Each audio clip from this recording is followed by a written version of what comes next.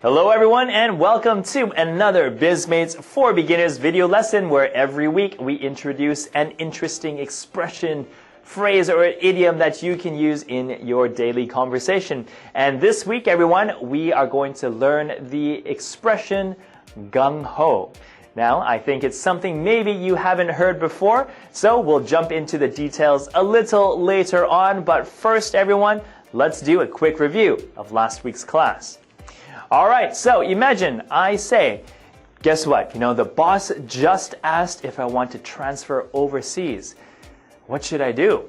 Well, of course, it's a very big, very important decision. So you think I should maybe take my time and maybe give a response tomorrow after I've thought about it. Okay, so how do you say that using the expression we learned from last week? I'll give you 5 seconds, okay? You ready? Alright, go. And time is up. If you said, that's a big decision, so you should sleep on it. And that's exactly right. Good job. And thank you for remembering last week's expression. All right, everyone. So let's move on to gung-ho. Now, this is what I sometimes hear. All right. So recently, we had a few new members join our company and join the team. So say, hey, Taro, what do you think about the newest member of the team? And Taro says, well, he's really energish. Okay, bonus question. For those of you who've been watching the channel for some time, you know that energish isn't quite right. Instead, we should use, that's right, energetic, right? Energetic. But a different way of saying that is, yeah, that's right.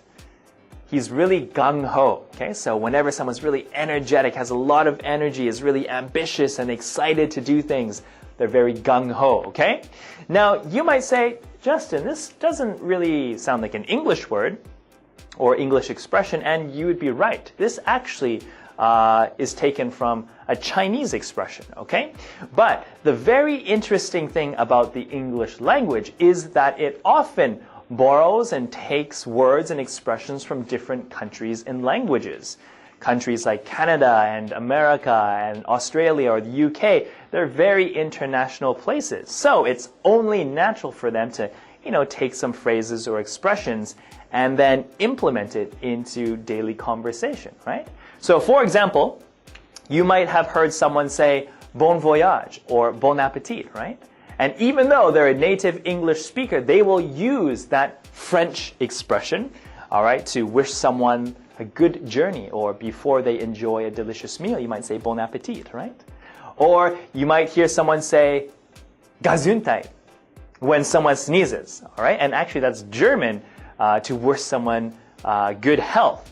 So English is interesting in that regard. It takes and it uses expressions from different languages, and native speakers use them all the time. All right? So that's something to keep in mind. All right, everyone. Pronunciation, gung-ho. It's as you see it written here, so please repeat after me, okay? He's really gung-ho. Your turn. Okay, now, after my question, what do you think about the newest member of the team? Okay, that's right. So please remember this for next time, all right? Okay, so our bonus question this week, everyone, is another way to say improve. If you know what the answer is, please leave it in the comments below. But if you don't know what the answer is and you're interested in finding out, you can, of course, find it in one of our previous videos. Okay, everyone, so that is it for me this week. Thank you so much for watching. Have a great weekend, everyone, and I'll see you next time.